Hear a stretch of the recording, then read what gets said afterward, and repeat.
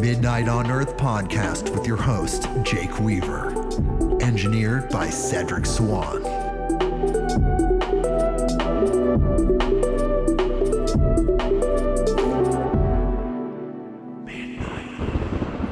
Midnight on Earth, that's right. Hey everybody, we're back with another episode, Midnight on Earth. I'm your host, Jake Weaver, and we are here to bring you more knowledge, more light, and more love.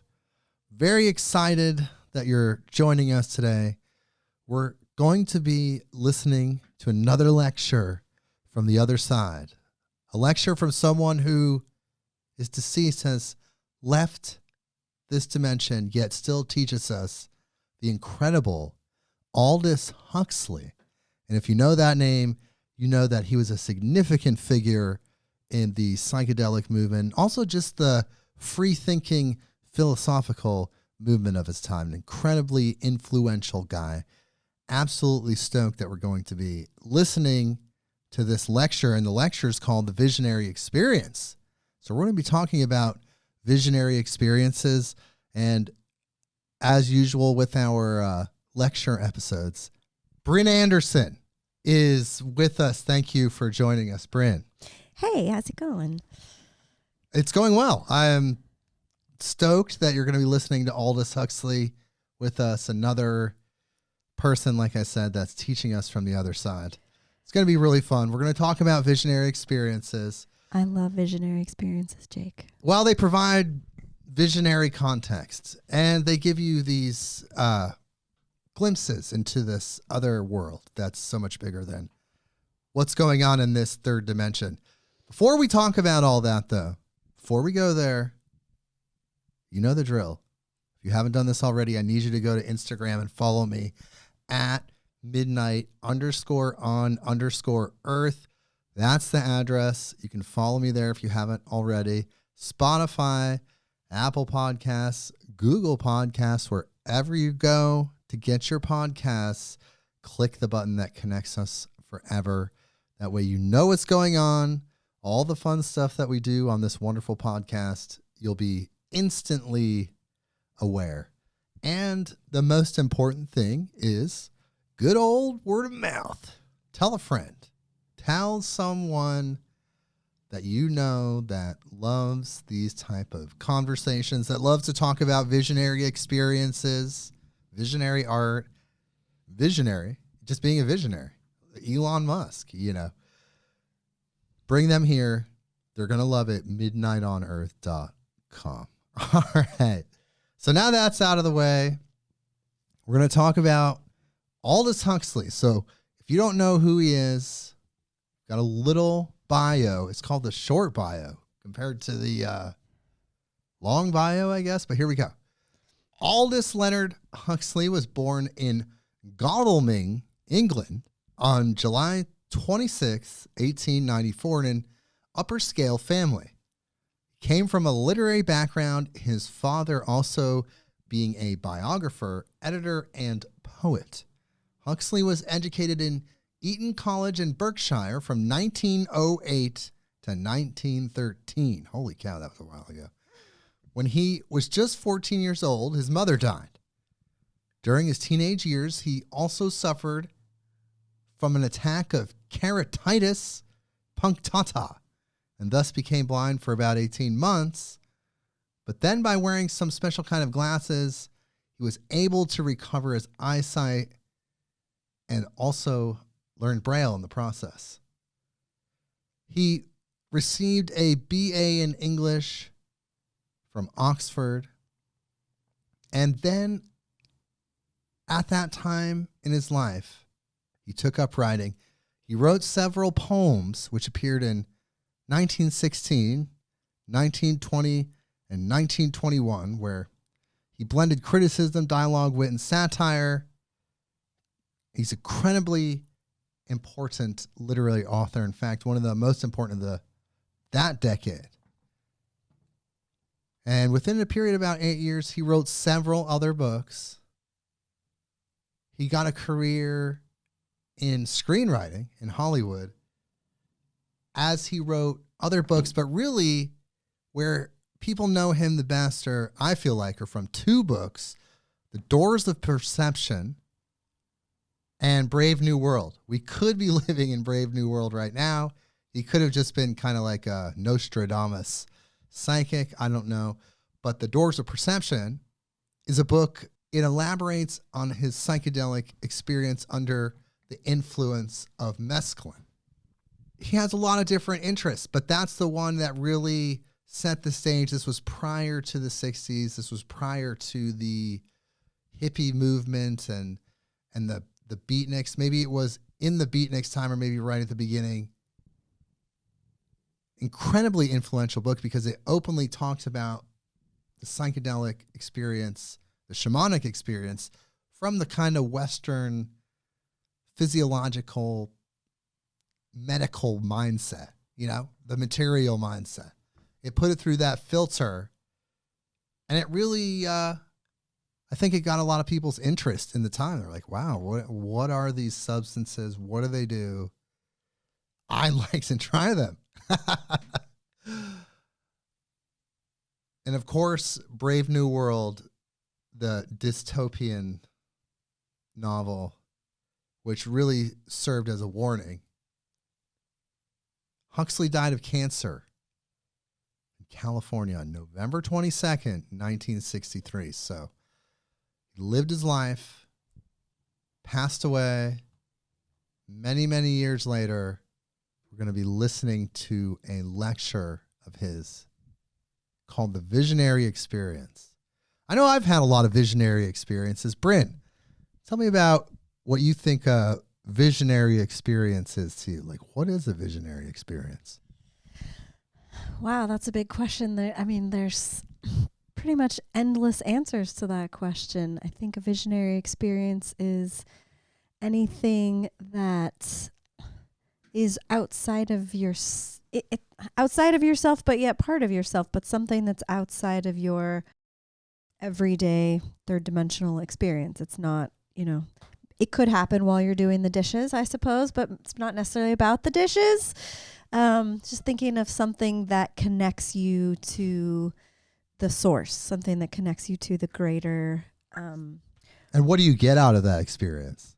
Oh, what do you get out of that experience? Some humility, I would say, and some perspective on maybe how important, you feel like the things happening in your life are, or your struggles, all of those kinds of things, I feel like are put into a different perspective that maybe makes them not so intense anymore when you kind of see how you're connected into this other giant web and So you're able to get outside yourself and have this experience with this bigger field of energy, this greater mystery. Yes. And because of that, it kind of minimizes some of your experiences in this dimension because you're seeing them as trivial and far less important than you're making them at the time. Or you're able to see not only your perspective, but all the other perspectives, or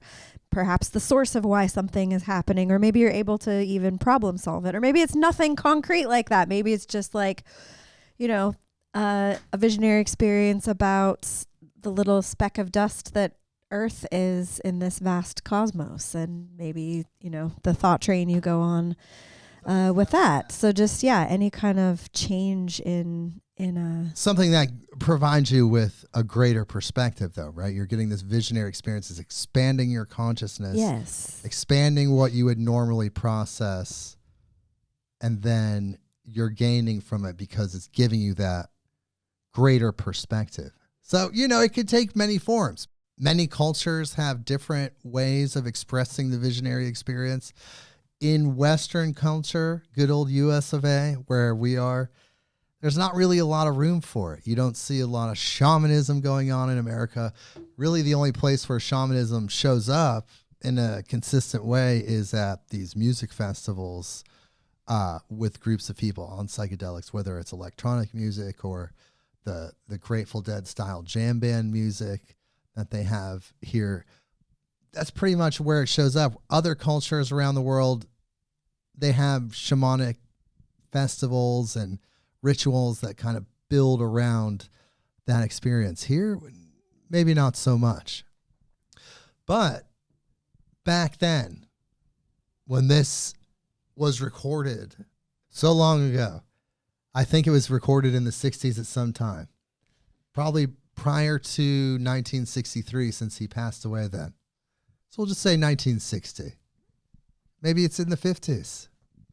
But this is Aldous Huxley then talking about visionary experiences. Here we go. Aldous Huxley, the visionary experience. I want to begin this talk with one of those questions which inquisitive children ask their parents and stump them completely.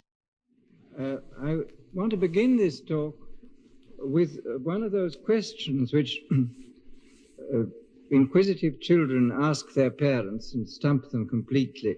So a question like, why is grass green? But this is a question about precious stones. Why are precious stones precious? And obviously it's extremely difficult to find any rational reason for this. There's certainly no economic reason, no biological reason why people should have spent an immense amount of time, energy, and money on collecting and cutting and setting colored pebbles. And there must be some much deeper psychological reason for this strange behavior. Now, this question was asked many years ago by Santayana, who came up with what seems to me a partial explanation, but I don't think it's a complete final explanation. He said that in his opinion, precious stones were precious because they seemed to man to be the nearest approach in this world of perpetual perishing, of passing away. They seem to be the nearest approach to the permanent and the eternal. A precious stone does appear to remain exactly as it is, generation after generation. And Santayana assumed that it was because this was the nearest approach in our world to something that was intrinsically eternal, that the precious stone took on its precious quality. Well, I think there is something in this explanation, but I don't think it's by any means the complete story. I think there are other compelling psychological reasons why we value precious stones as we do. I'm going to quote a passage from Plato, which I think throws a lot of light on this subject. It comes from the Phaedon, the dialogue. And here, Socrates is talking about the ideal world, which he says is more beautiful and real than the actual world in which we live. And he says, in this other earth, the colors are much purer and more brilliant than they are down here. And the very mountains and stones have a richer gloss and lovelier transparency and intensity of hue. The precious stones of this lower world are highly prized cornelians, jaspers, emeralds, and all the rest, are but the tiny fragments of these stones above. In the other world, there is no stone but is precious and exceeds in beauty every gem of ours. And he goes on to say, the vision of this world is a vision of blessed beholders.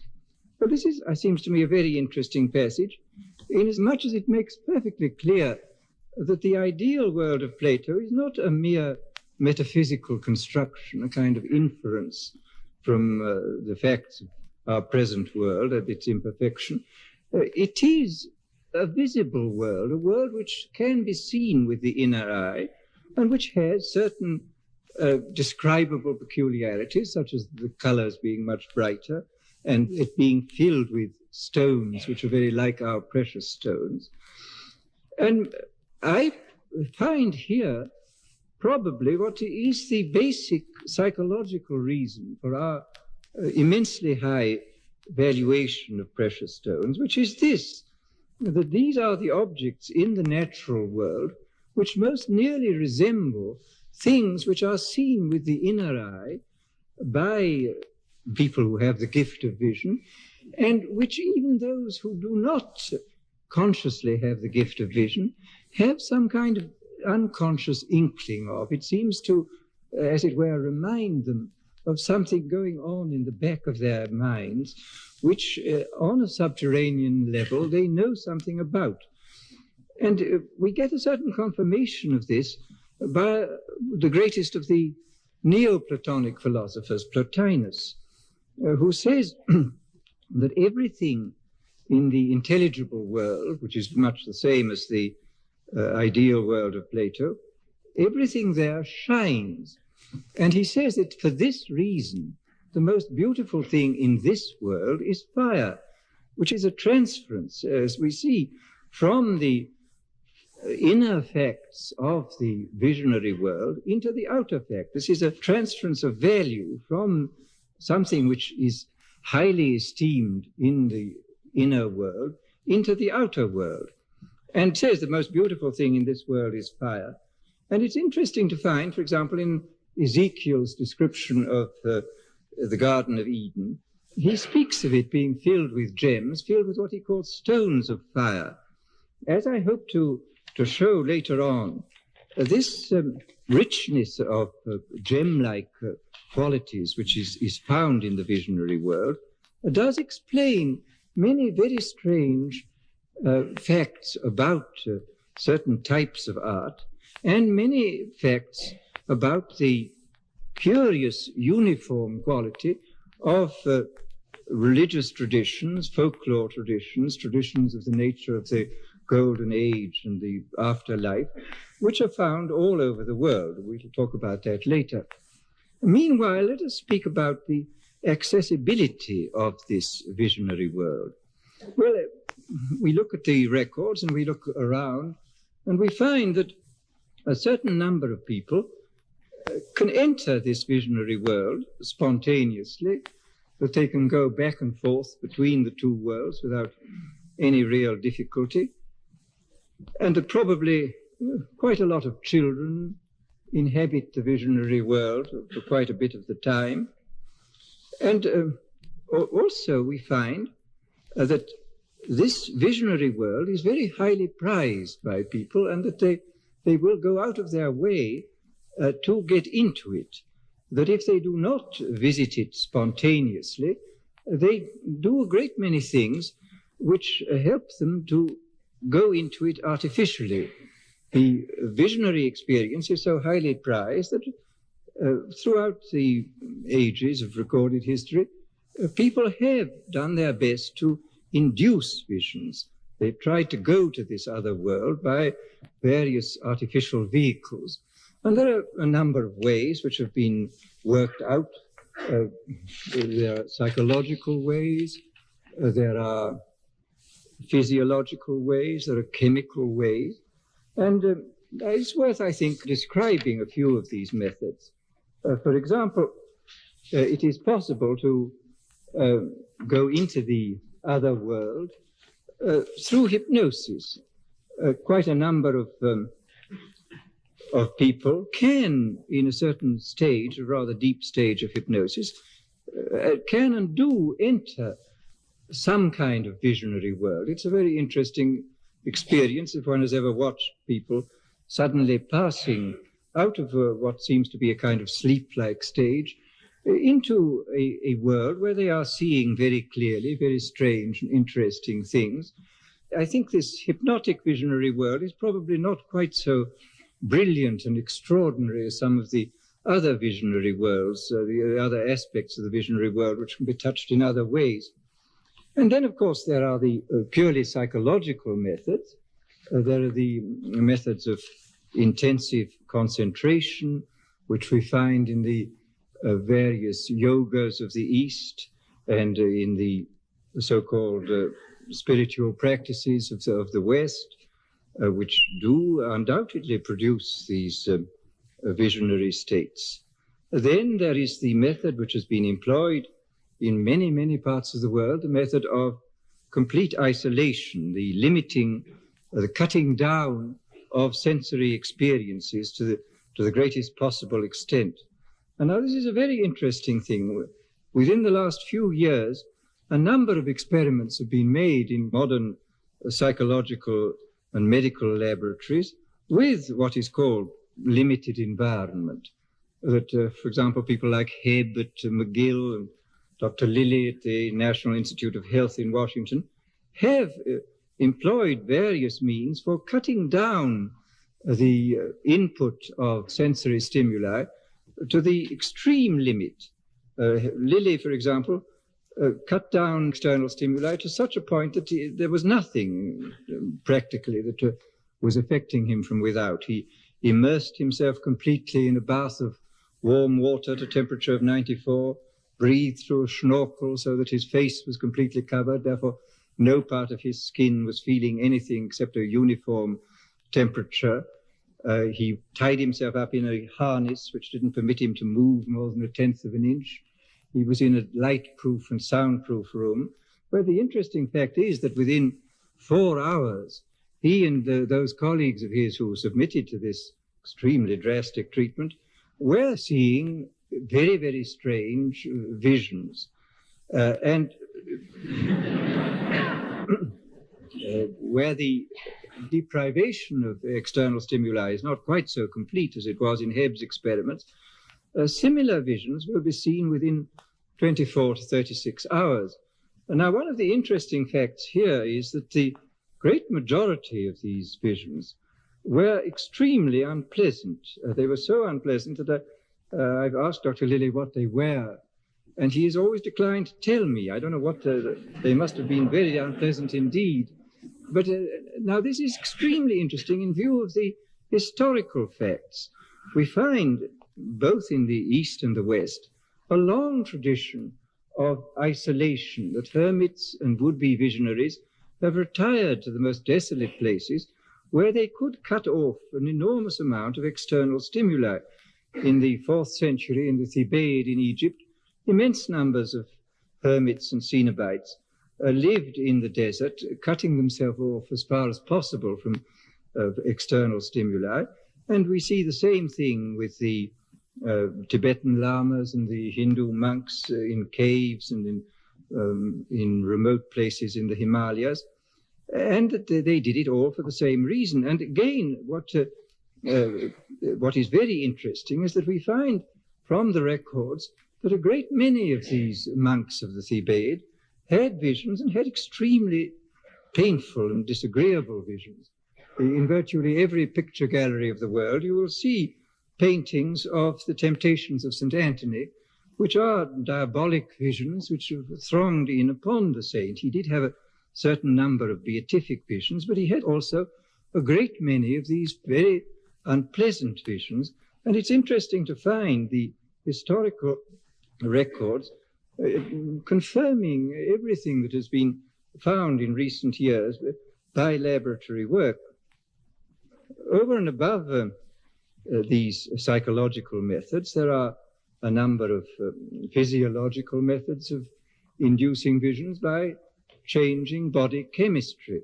One of the strange facts is that by inducing certain changes in body chemistry, we do appear to open the door, so to say, which separates our ordinary everyday selves from this remote visionary area of the mind. One of the ways, the physiological methods, is of course the method practiced in the Orient, the method of breathing exercises. Well, all breathing exercises culminate in one thing, which is prolonged suspensions of breath, which may last a minute, several minutes even. But when there are such prolonged suspensions of breath, there is naturally an increase of carbon dioxide in the blood. And it is now well known that an increase of carbon dioxide, either induced in this way or else brought to the blood by inhalation, does produce very strange visionary psychological experiences. So that we see again here that these time-honored yogic methods have been again confirmed by recent laboratory work, showing that if you do something which increases the CO2 in the blood, you do automatically give yourself access to this visionary world. Then again, there's the question of fasting.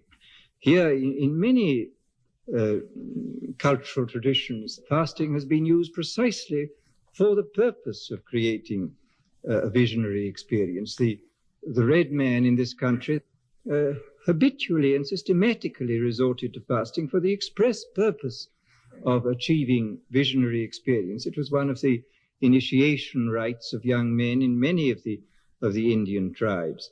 And of course, fasting has been used to a very considerable extent in all the major religions. Similarly, lack of sleep, cutting down on sleep, will also produce effects of this same kind. And even some of the more violent physical austerities, such as self-flagellation, also, I think, produce certain chemical changes which facilitate the coming of visions. For example, a violent self-flagellation will release great quantities of histamine, great quantities of adrenaline, both of which may have profound psychological effects. When we look back on the history of religious practices and the desire for visions, which has existed, I think, in all cultures, we see that these curious ways of facilitating the visionary experience have been employed, and we now know the reasons, in as far as they are biochemical, we know the reasons why these practices were adopted. Beyond these methods of inducing visionary experiences, there are the directly chemical methods. And here again, there's an enormous history in this field. Anybody wishes to know the detailed story of it, I recommend a very interesting book by the French anthropologist Philippe de Félis called Poisons Sacrés, Sacred Poisons, which is an account of all the purely chemical methods used in both civilized and primitive cultural traditions for the purpose of getting people into the visionary state. Every kind of substance has been used for this purpose, and the interesting fact is that in the past, the majority of these substances, these mind-changing, vision-inducing substances, have been dangerous. Opium, of course, is a dangerous substance. Even dear old alcohol is a dangerous substance when used to the extent which it has been in the various religious traditions. Coca is a dangerous substance. Hashish is a fairly dangerous substance. And many of them have certainly been effective in producing a visionary experience, but have been effective at very considerable cost to the physiology.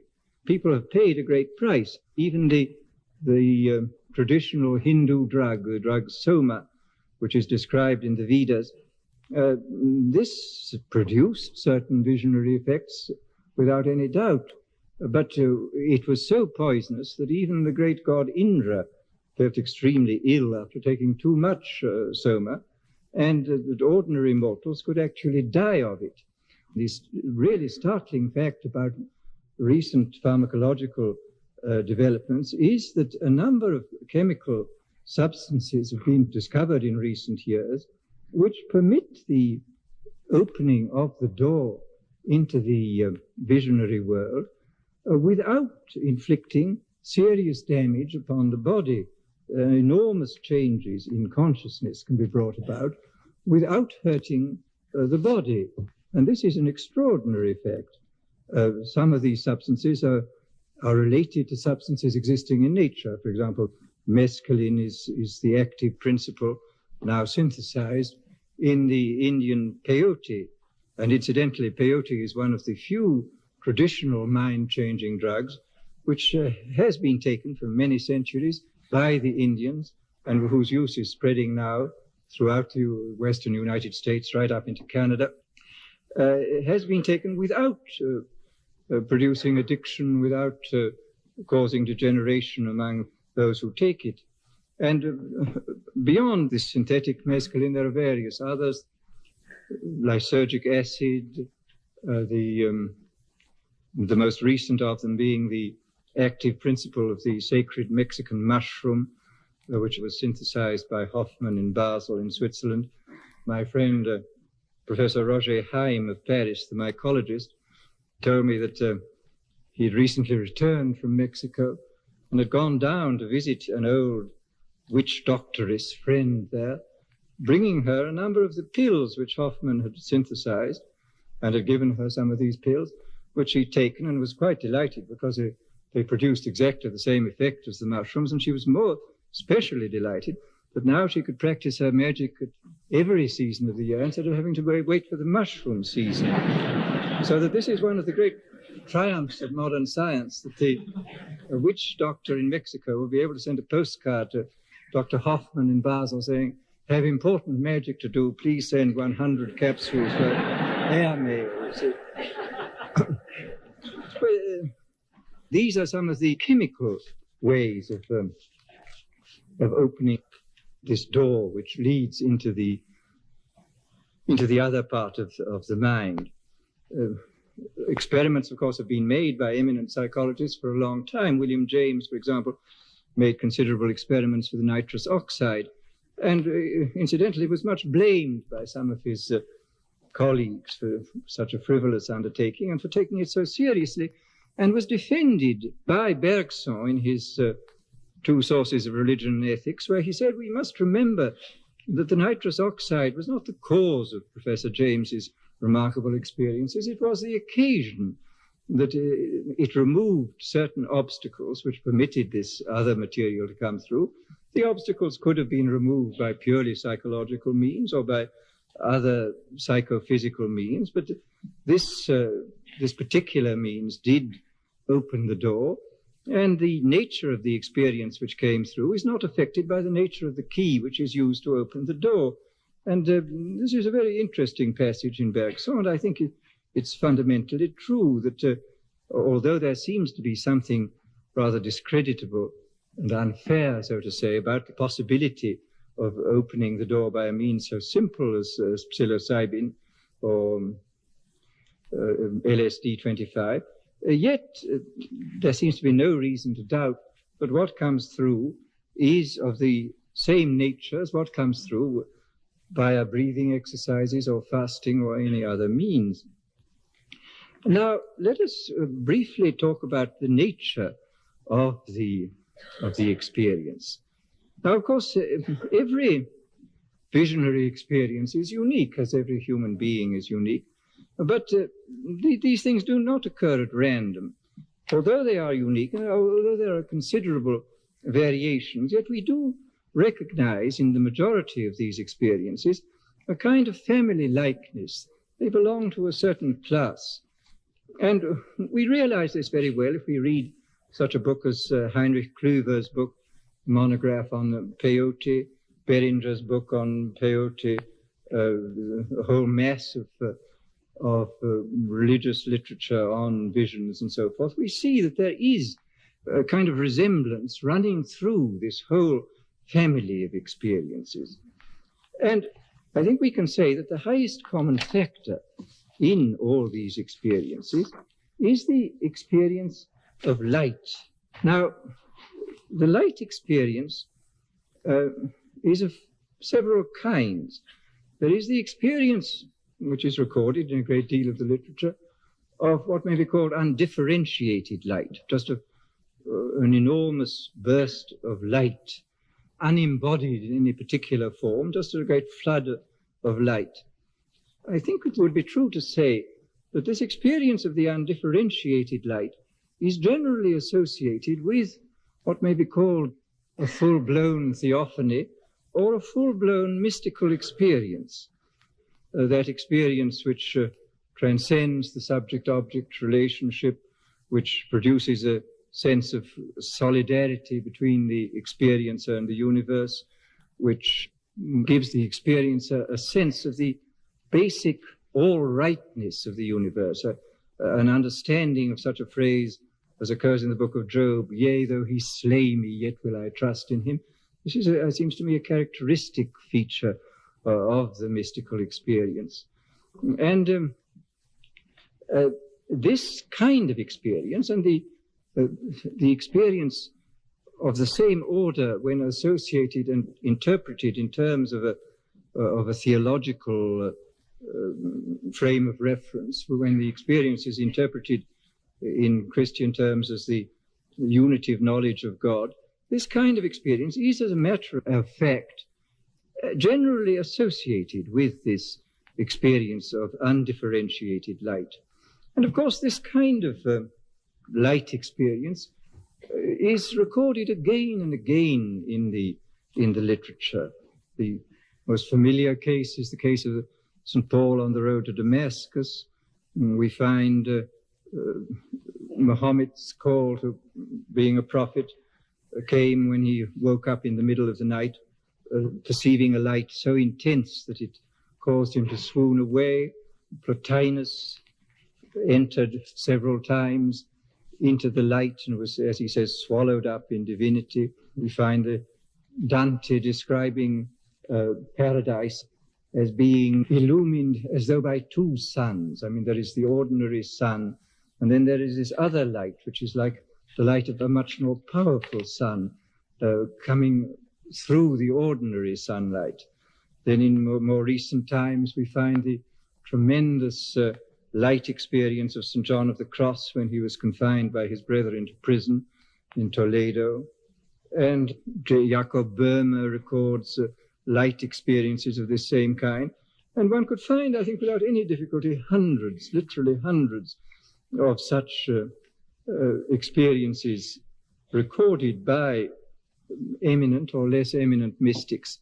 Now, the interesting thing is that this kind of experience is by no means confined to the eminent people who have a great power of expression. As such collectors of experiences as Dr. Raynard Johnson in his book, The Watcher from the Hills, as he has shown, a great many perfectly ordinary people who don't have this gift of expression and who have achieved no celebrity as religious leaders, do in fact have experiences of exactly the same kind.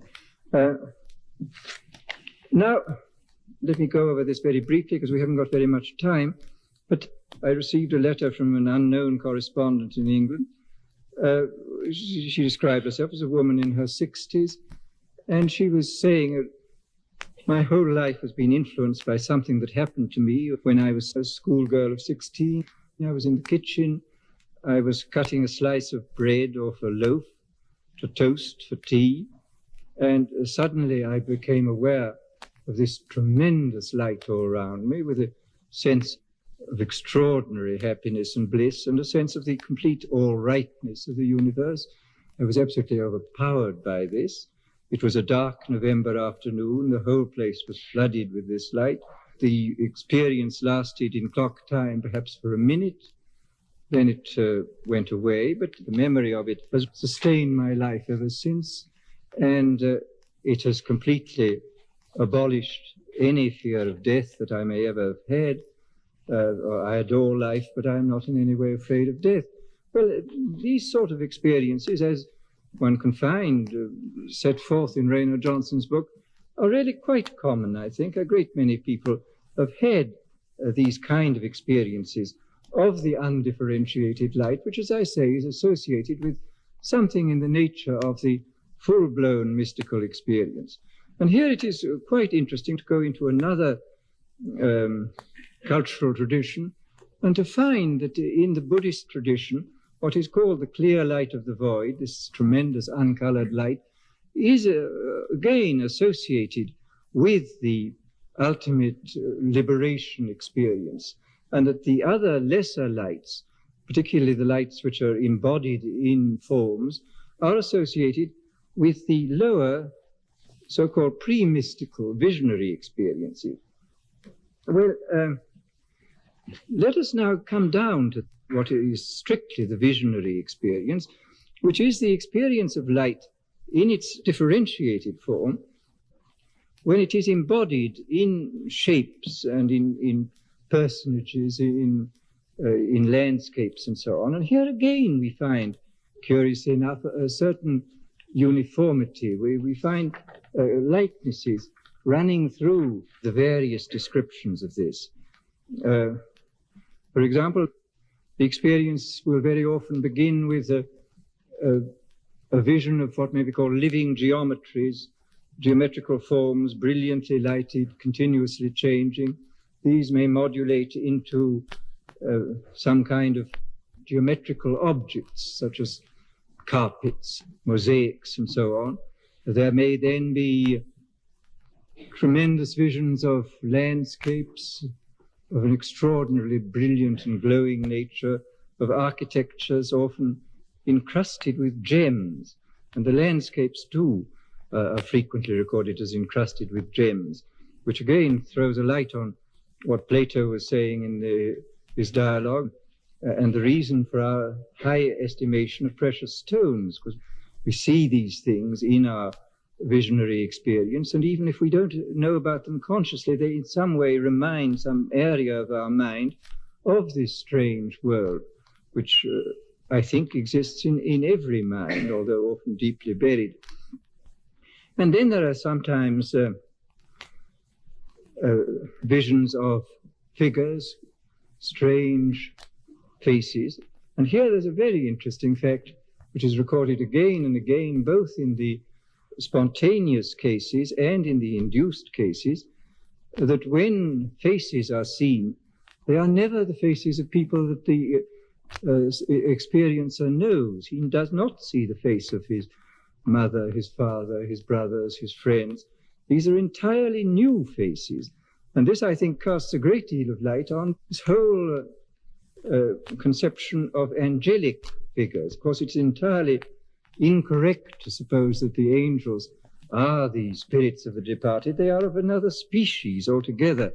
And this is a very interesting fact, that at the sort of antipodes of our mind, in this remote area of our mind, it is so far beyond the personal unconscious that we don't see anything connected with our own private life, or even with the general life of mankind. We see something quite different. When Blake saw these figures, he said, these are the cherubim and seraphim. And he knew all about them. They were very large. He said the seraphim are 120 feet high, and they live in these extraordinary landscapes. And he described the landscapes. He says the landscapes and the architectures in which they live are highly organized. They are articulated beyond anything which the mortal and perishing sight could possibly imagine. That they were, in some sense, super real. They were more real than ordinary reality. And Blake saw these things all his life, except for a period in his middle life when, for some reason, visions didn't come to him. But this was a regular type of experience for him. And he was constantly seeing these faces, which were not faces of anybody he knew, but they were these strange figures from somewhere else. And another curious fact about these figures is that they were never doing anything. This is one of the things which recurs again and again in the descriptions, that these figures, when seen, are not in action, sort of doing nothing in particular. And this again corresponds very closely to the conception of these angelic entities in the other world, who are not engaged in action. They are engaged in the beatific vision and contemplation. And I think this is one of the reasons why the most powerful and moving religious art is always static art. The great religious symbols, like the Khmer Buddhas, like the great Egyptian gods, like the primitive Greek statues, are static. They are not doing anything. The great Pantocrators and Madonnas of Byzantine art, they are also completely static, not doing things. And this is precisely the nature of these beings who are found in the other world, the world of vision. Let me very briefly go into another very interesting fact about the visionary experience, that the visionary experience occurs by no means only behind the closed eyelids. In very many cases, the visionary quality, the quality of the vision, so to say, spills over into the external world, so that the experiencer, when he opens his eyes, sees the outer world transfigured, sees it as incomparably more beautiful than he sees it at ordinary times, sees it as glowing with an intensity of light and significance and life, which is something he simply does not see at all in his ordinary state. Now, there are plenty of poets and artists who have spontaneously seen the world in this way. You will find, for example, admirable descriptions of the nature of this transfigured vision of the world in some of the writings of the Irish poet A.E. George Russell, which I recommend very much. These are very subtle and psychologically penetrating descriptions of the kind of things that the visionary sees in the external world. And I think it would be true to say that quite a lot of children probably see the world in this transfigured way. They see it very much, I think, as Wordsworth describes himself as seeing it as a child, describes it in the great ode on the intimations of immortality in childhood. As Wordsworth said, he looks at the outside world, and it has the glory and the freshness of a dream. And he goes on to say that as he grew up, this glory faded into the light of common day, and this I know where'er I go, that there has passed a glory from the earth, and the world became, so to say, very boring once again. And there's a particularly beautiful passage in one of the centuries of meditation of Traherne. And I would like to quote this passage of Traherne's, which describes his experience as a child. He was brought up in Shrewsbury, I think it was, in a small town which had walls round it at that time. And he describes what it was like looking out from his home into the world around him. He says, "The dust and stones of the street were as precious as gold. The green trees, when I saw them first through one of the city gates, transported and ravished me. Their sweetness and unusual beauty made my heart to leap and almost mad with ecstasy.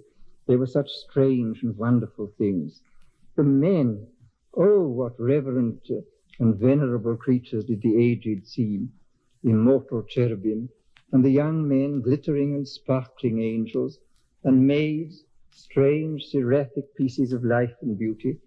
Boys and girls tumbling in the street and playing were like moving jewels. Eternity was manifested in the light of the day, and something infinite behind everything appeared. And then, with much ado, I was corrupted and made to learn the dirty devices of the world, which now I unlearn and become as a little child again, that I may enter into the kingdom of God." And he goes on to say that the kingdom of God is already here, if we would only allow ourselves to see it. He says, "The world is a mirror of infinite beauty, yet no man sees it. It is a temple of majesty, yet no man regards it. It is a region of light and peace, did not men disquiet it. It is the paradise of God. It is the place of angels and the gate of heaven." Traherne, I think, describes a state of mind which is relatively common. I mean, I think there are many more people who have had in childhood and even have occasionally in their adult life glimpses of this transfigured world, who realize that the world is incomparably more beautiful and more interesting than they normally give it any credit for. You will find a number of these references to this kind of visionary experience of the external world in Wordsworth. It's a very beautiful poem where he speaks of the effect of sunset, how this sort of added extra transfiguring power evokes this sense of visionary otherness. This poem goes, "No sound is uttered, but a deep and solemn harmony pervades the hollow vale from steep to steep and penetrates the glades. Far distant images drawn nigh, called forth by wondrous potency of beamy radiance that imbues whate'er it strikes with gem-like hues. In vision exquisitely clear, herds range along the mountainside, and glittering antlers are descried, and gilded flocks appear. Thine is the tranquil hour, purpureal eve. But long as godlike wish or hope divine informs my spirit, ne'er can I believe that this magnificence is wholly thine. From worlds not quickened by the sun, a portion of the gift is won.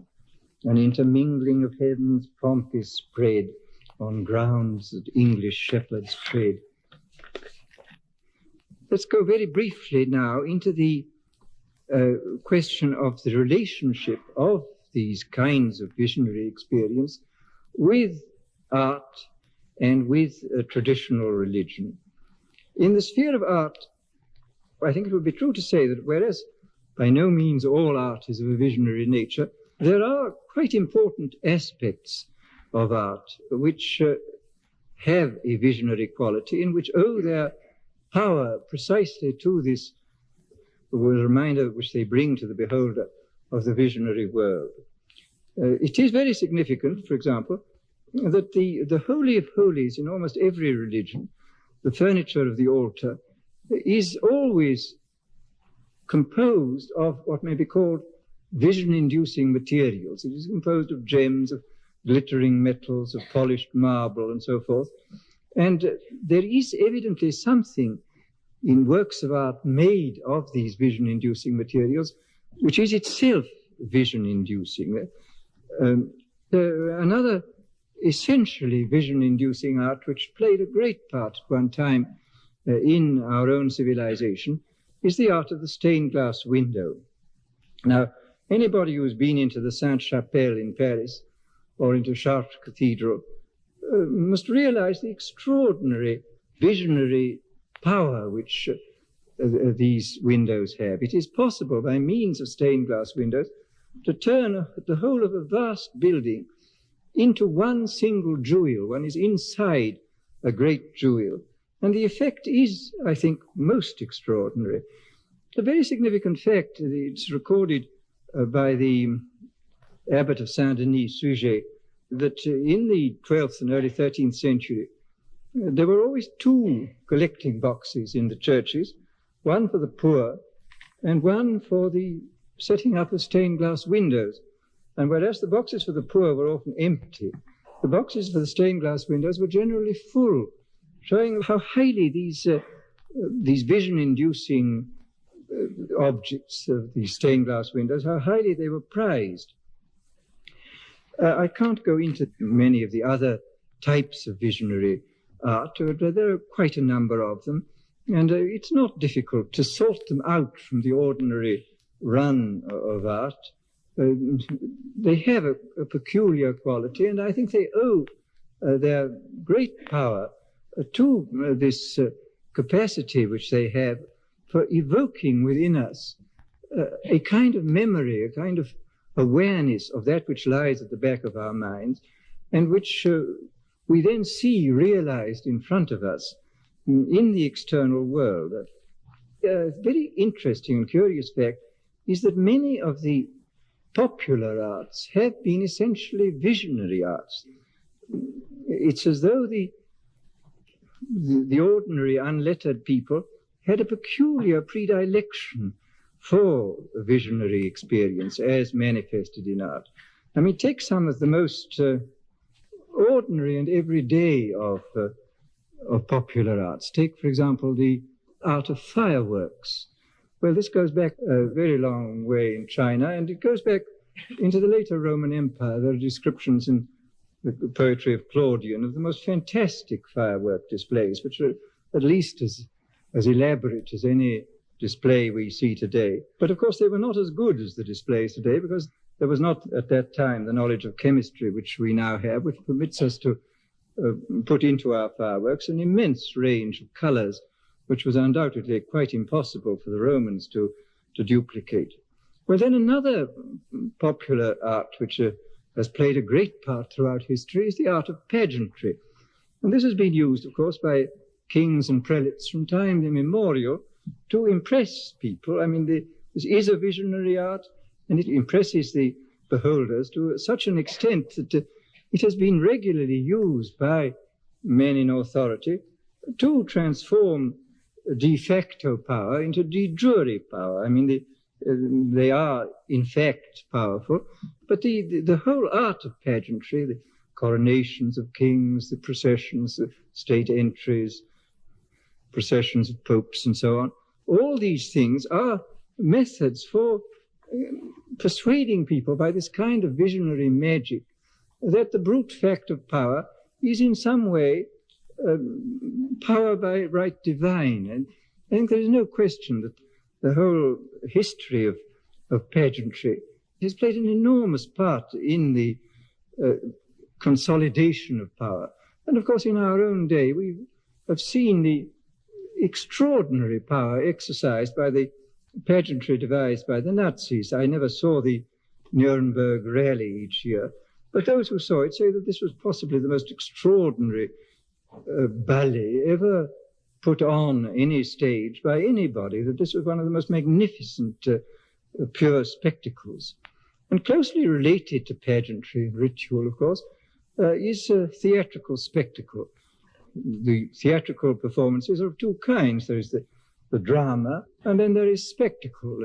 And very often, I regret to say, in contemporary productions of old plays, of Shakespeare, for example, the spectacle is often made to interfere with the drama, but both have their legitimate place. If you look at the history of it, it's very interesting to see what enormous time and trouble and money has been used, has been expended on spectacles. The Elizabethan and Jacobean masks, for example, were fantastically elaborate. And there's a record of one mask put on for Charles I by the Inns of Court, which cost over £20,000 for a single night's entertainment. This is an extraordinary fact that quite senselessly people will go to this immense trouble, spend this immense amount of money for this curious kind of experience, which incidentally, the adjective which is often applied to it is very significant here. It is called a transporting experience. It transports you, takes you out of this world, puts you into the other world. And of course, the whole art of spectacle has developed with the advancing technology. The spectacles of the 16th and 17th century were limited by candles. So this was the brightest light you could possibly put on anything. I mean, it was not even until the middle of the 18th century that you could have an oil lamp which would burn without smoking and stinking. The argand wick and the glass chimney are quite late inventions.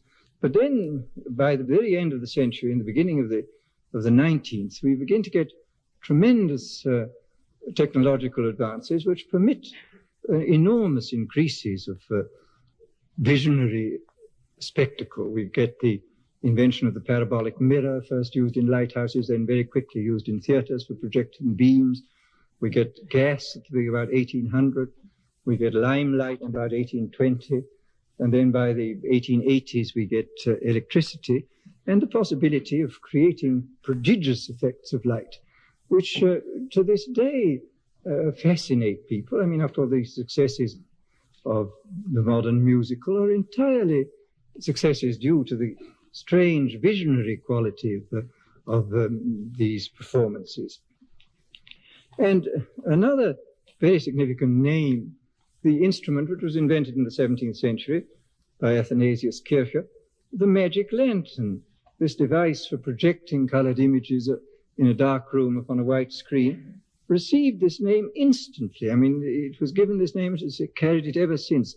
It was felt to be an absolutely appropriate name, that it was something magical, something out of another world, which was thrown into this world.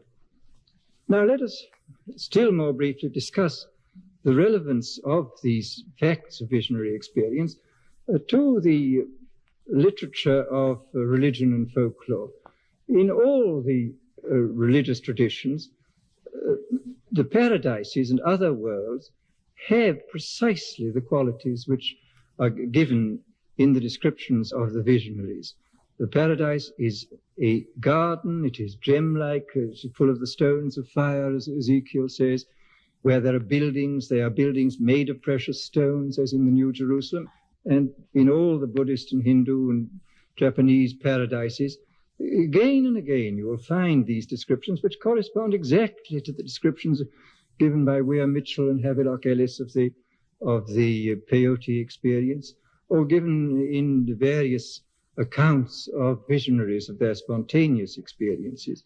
So I think there is no doubt at all that all this kind of folkloric and popular religious tradition stems directly from this strange visionary experience, which has played a very important part, I think, in the creation of these ideas of the other world. And another quite interesting fact is where precious stones are not common, but where glass is known, glass becomes an extremely important visionary adjunct. Even in the New Jerusalem, where the walls are actually made of precious stones, glass plays a very important part. There is a sea of glass in the center. The streets are made of transparent gold, glass-like gold. In the Celtic traditions, the islands of the dead, where the dead go, is called Inisvetrin, the island of glass. In the Teutonic tradition, the dead go to a place called Glassberg, the glass mountain. And again, these curious uniformities keep cropping up in all the various literatures. And to my mind, there can be no doubt at all that all this can be fitted into this same picture which we found at the beginning of this lecture in the description of Plato of the ideal world. That this is part of the natural history of the mind, that we have these kind of experiences, that even those of us who don't have them normally and only catch perhaps occasional glimpses or perhaps never have glimpses of them, yet have some kind of obscure knowledge of them at the back of our minds, and that when we read about these things or see them represented in works of art, they do strike a chord and evoke something.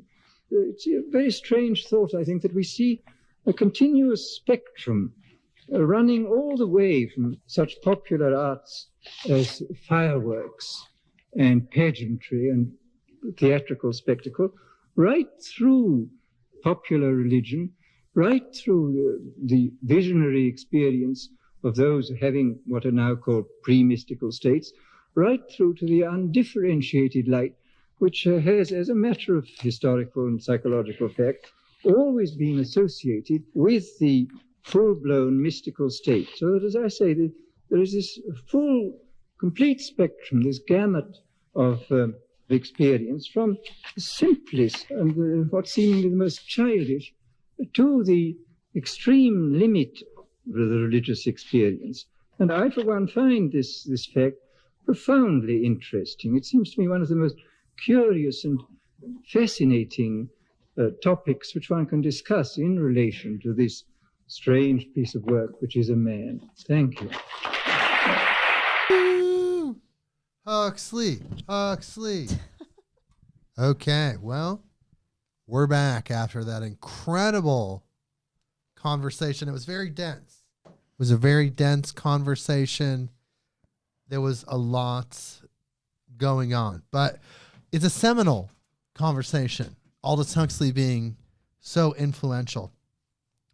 There were so many things that he brought up that I could touch on. I took a lot of notes, as we always do. But really, it's morely about I want to talk like him. If I could just talk, I can't even do an impression. He has a very articulate, chill voice. It's soothing.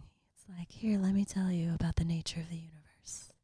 The ideal world shines, is what he said. And I just kept thinking about how in these higher frequency experiences, matter is more light, and time again, the similarities were pointing out that higher dimension is jewel encrusted, at least from a human mind perspective. Light, gold, our attachment to jewels as humans is because they're triggering some memory of the composition of higher dimensions. I don't know if that's true or not. It's an interesting theory. It makes sense. What do you think about that, Brynn? Yeah, I actually think that makes a lot of sense. We've definitely been fascinated with jewels and shiny things and light experiences from all sorts of different things. I mean, what I noticed through his whole talk was all the different examples he gave and things that he talked about was that everyone has access to these experiences. Some people were just standing there and it happened to them. Other people were, using chemicals or different things to induce them. But everyone has access to this, and that the experience seemed to be a memory, that it wasn't like a hallucination or something that was just created, but it was more of a deep memory or knowing of something the way is or was before you were here, before you had this overlay of reality.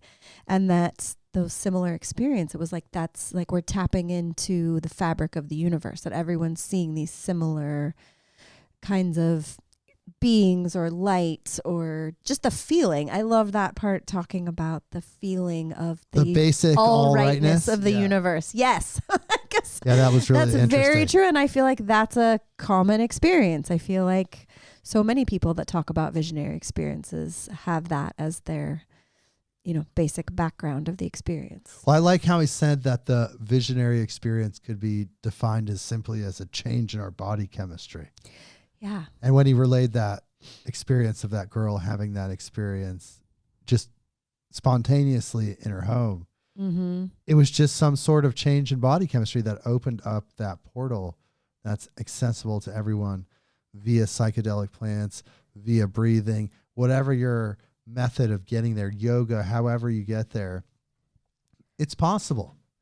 And it's set up that way for us. It's part of the human experience. The very basic part of the human experience is being able to access these higher dimensions through visionary experiences. It's all really interesting. Yeah, and children, talking about, he mentioned a couple different times about how children seem to be much more able to be in that state naturally. They're able to move in and out of that state spontaneously. And I would definitely say that that's true in my experience with children and just memories of my own childhood, that the world is much more fluid in that visionary state than, after we learn all these things that we're supposed to believe about reality as we become adults. Yeah, we get conditioned by our environment and our superiors, whether they're parents or teachers or religious figures in our lives. They just kind of put these paradigms in place, and then off we go, defining our reality in a way that may not include some of the information that could be found in these higher dimensions. That's what I think is really interesting. He kept bringing up, like I said earlier, the similarities in how we describe these higher dimensions, stones of fire, jeweled, encrusted, all of these terms. It just constantly reminded me of the DMT experience, where people talk about the jeweled tapestries. I've had experiences with the jeweled tapestry landscapes and the consciousness that kind of bubbles out of that. It's very hard to put into words, but it seems like we're all going to the same place. And so what is that place? It's another dimension. Is it the highest dimension? No, it's probably not the highest dimension you can possibly access as a being in this multiverse, multidimensional multiverse. So it's just a massive step up beyond the third dimension. I think that's really interesting. And he said the term that I often hear from other spiritual people and other people that have powerful visionary experiences is that they're more real than real. Yes. And that's something that always comes up. You hear that a lot, more real than real. They're having this experience that's a more powerful, resonant, and penetrating experience than what they're experiencing in their human body in the third dimensional life. They get past that. They're having a more real than real experience, which seems to supersede our dimension. It includes our dimension, but yet is also so much more. So that's probably why it feels more real than real, because we're in this limited bandwidth third dimension, and then you have these expansion experiences, and then you're plugged into all that extra information. It's more real than real. Brynn, what do you think about that? Oh, absolutely. And that's, I guess, kind of what I was trying to describe at the beginning, which he describes in such a better way, but with an accent. Yeah, with an accent, yes. Just talking about that, changing your whole perspective by putting you in more real than real. You think that this is how it is and this is what's going on, and then when you are able to see it from that perspective, it becomes so much grander and so much different. Well, it gives you that context like we were talking about. And we all need to be reminded of that context, that higher frequency context. We have these lecture episodes. They're fun. We're learning something from Aldous Huxley directly, which without recording technology and the ability for me to do this even, we wouldn't be able to do that. That would have been lost to history, the 50s or the 60s, whenever that very rare recording was actually taking place. He died in 63, like we said, so it's before that.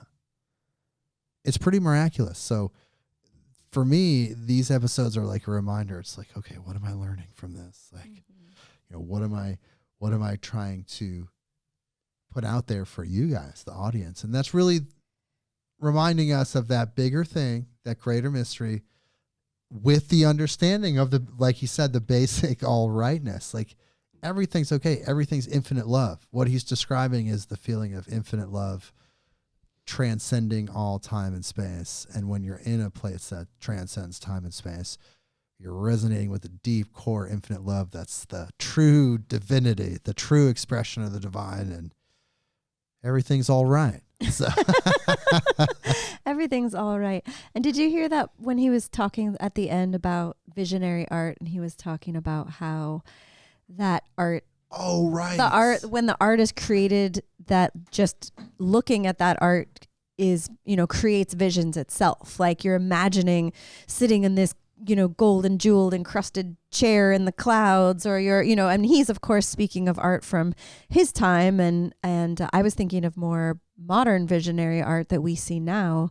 And it's both, so much of it is breathtaking because there are these people who are able to translate those visionary experiences like onto paper or into music or, into all sorts of different displays in the visual field of our third dimension, which to me is pretty incredible. I think that would be really awesome to be able to do that. Well, when he's talking about the visionary art throughout history, it's really interesting that he points out that the materials themselves were designed to trigger these visionary states. They didn't have the insane technology. Well, from our perspective, the insane technology that we have today. Probably 1,000 years from now, it's going to seem very primitive, but the insane technology that we have today, they didn't have any of that. So that one still image would trigger all of these biochemical reactions just by looking at the painting, and then you reflect on the deeper meaning. It becomes alive for you. It was a different way of processing that information. And what he was saying is probably 9 out of 10 times these artists were working that visionary aspect in. They wanted you to feel something. They wanted you to be activated in some way that you would feel the weight of their artwork. Right, and that they could take you to that place. That's the common place we can all go to, which yes, is pretty awesome. And that's more real than real. Well, I really appreciate you being here, Brynn. We've had a great conversation. We learned from Aldous Huxley. Wherever he is now, he's having a great time watching us and listening to us talk about him. Do you have anything to say before we go? vinylforceherbs.com. You can always check out her website, her incredible blends. No, that was no, I don't really have anything else to say. I feel right. like we touched on everything. But I think we did as well. Let's just remember to sit on that basic all rightness of the universe. Exactly. And next week we're going to be talking with someone about the law of time. So until then, we'll see you next week. Midnight on Earth.